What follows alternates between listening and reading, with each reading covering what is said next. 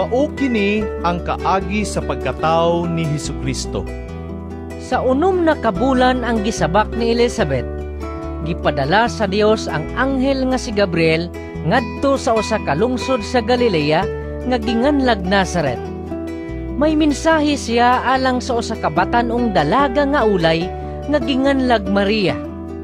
Kaslunon siya ngadto sa usa ka lalaki nga ginganlag Jose nga kaliwat ni Hari David.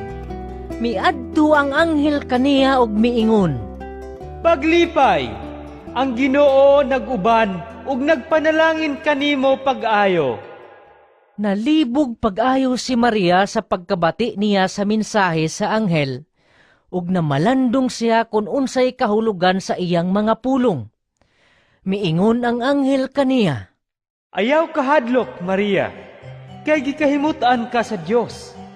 Ikaw magsabak ug manganak, ug usa ka batang lalaki, ug ngannan mo siyag Jesus. Mahimo siyang inila, ug tawgon siya nga anak sa Dios nga labing halangdon.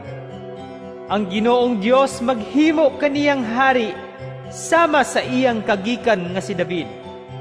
Mahimo siyang hari sa mga kaliwat ni Jacob, hangtod sa kahangturan, ug dili gayod matapos ang iyang gingharian. si Maria miingon sa anghel, Unsaon ang pagkahimo niini, nga wala man ko'y bana?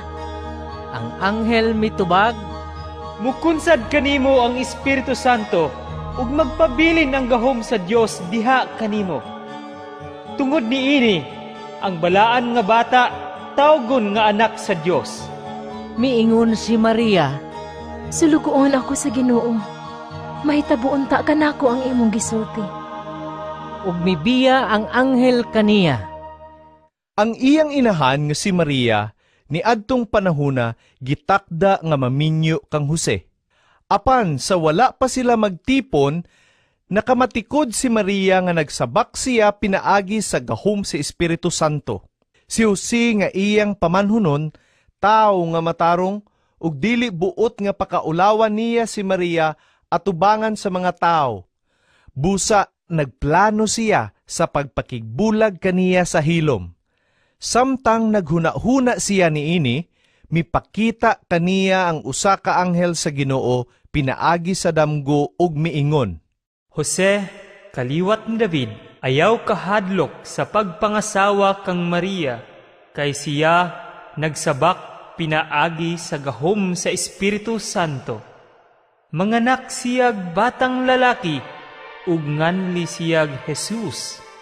Kay luwason niya ang iyang katawhan, gikan sa ilang kasalanan.